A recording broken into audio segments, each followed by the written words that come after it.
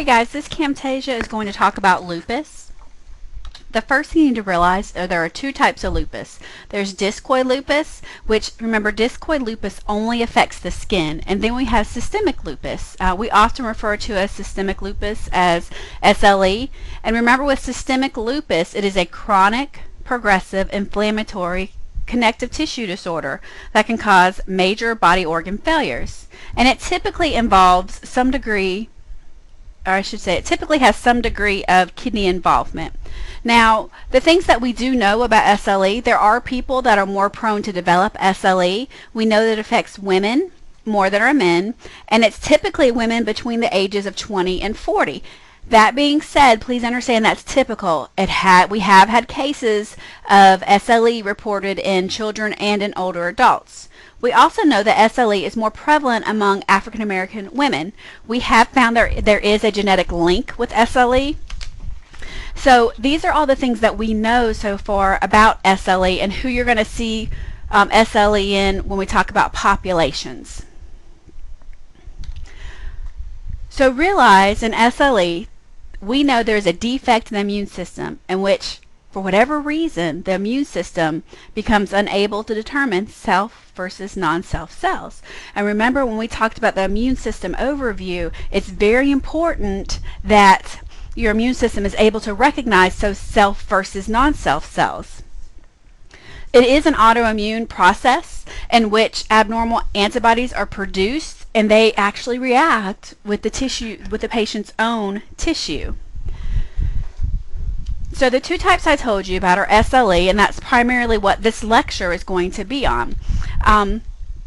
Also realize that discoid lesions that is what you're going to see in someone who has discoid lupus. It only affects the skin. So I'm going to show you a picture of that right here. This is discoid lesions. So a person that has discoid lupus, it only affects the skin, and so this will be their primary complaint. And so typically when you see these discoid lesions, what we treat them with are corticosteroids to promote fading and also to give them some relief. But remember, you have to be careful, because if you're going to give someone topical corticosteroids, remember to make sure that they follow the directions provided, because remember, you can also thin out the skin with the topical steroids, and we don't want that to occur.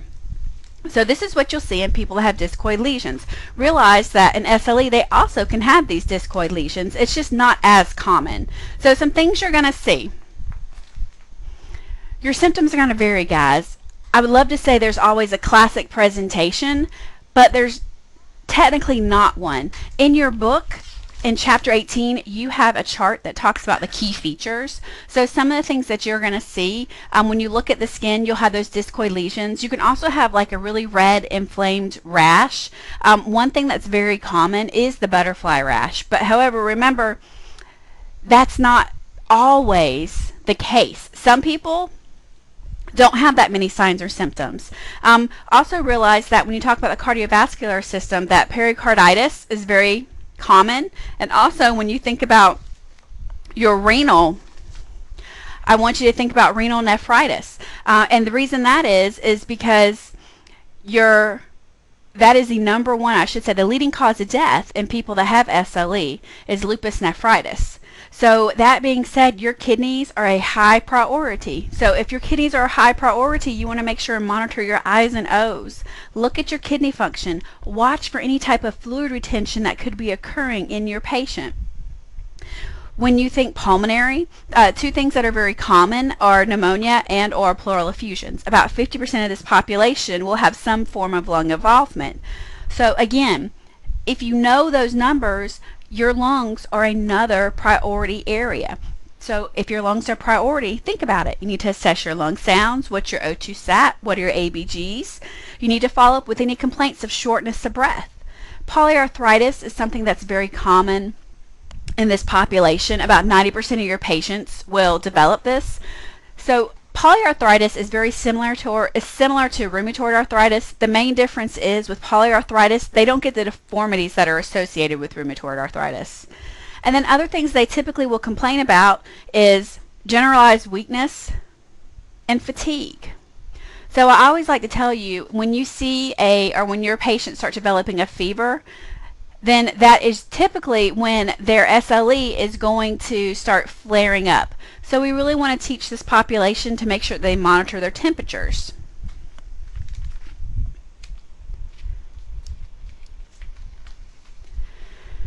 Again, this is the discoid lesions, and for these discoid lesions, remember, as I told you earlier, we'll do topical corticosteroids. Okay?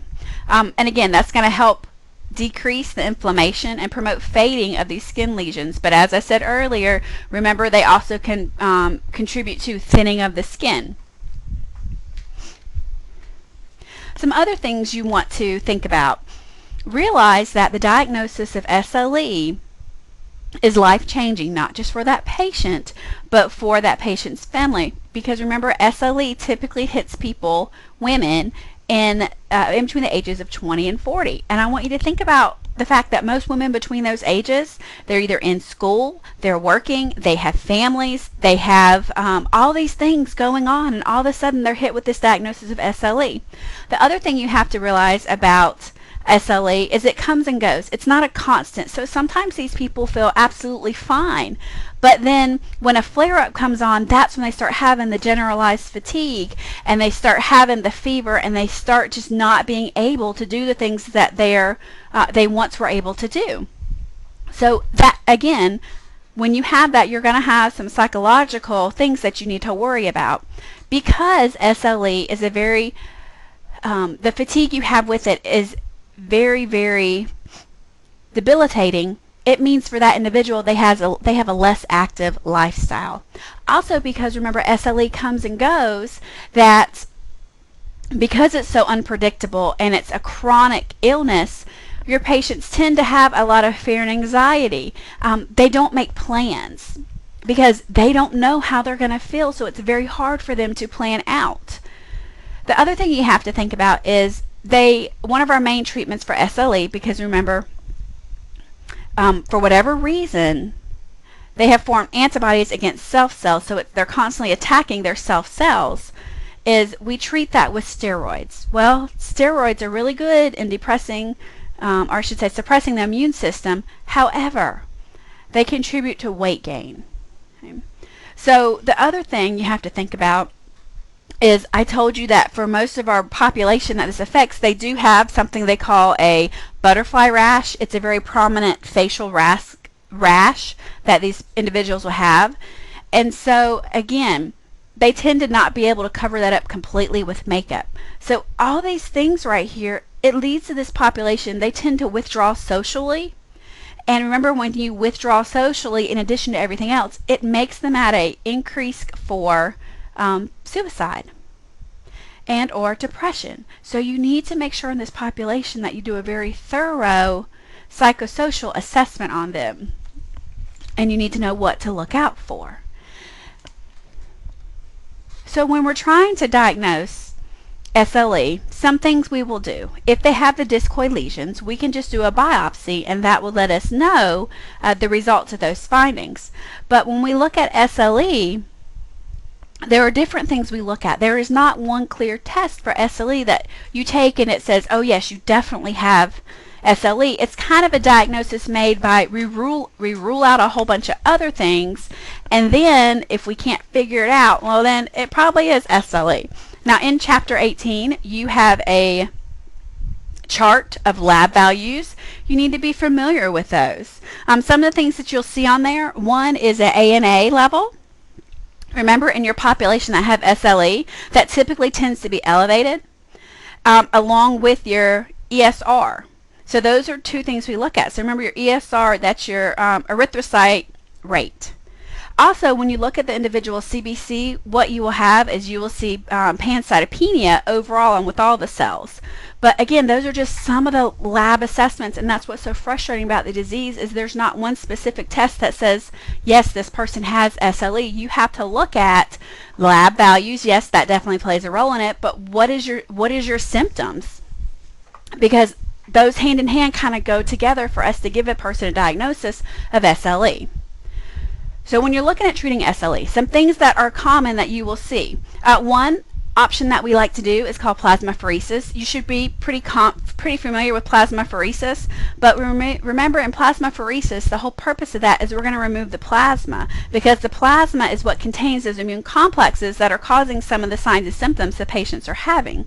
So our goal in SLE is to treat very aggressively until they're in remission. So some drugs you're going to see, we like to use immunosuppressive agents. Chronic steroid therapy is typically what this population will be on. We will also do some targeted therapy. We will do Plaquenil. So when you look up Plaquenil, yes, it is an anti-malarial agent, but the reason we use it is because we found it decreases the inflammatory response. But with Plaquenil, what you need to be careful about, it can cause retinal damage, so they need to get frequent eye exams. And again, when you look at this list of medications, one of the first things you should think of is, oh my goodness, we're suppressing the immune system. These people need to make sure and avoid large crowds. These people need to make sure that they're taking their temperature regularly. So these are all the things that we will do to try and treat SLA until they're back into remission. So when you talk about patient education, things you need to focus on. Remember, this is a chronic progressive illness. We cannot cure it currently. Okay? So we have to help our patients live with this disease or manage this disease. So we talk about coping strategies. We also talk about stress, things that can cause stress, and how to avoid stress.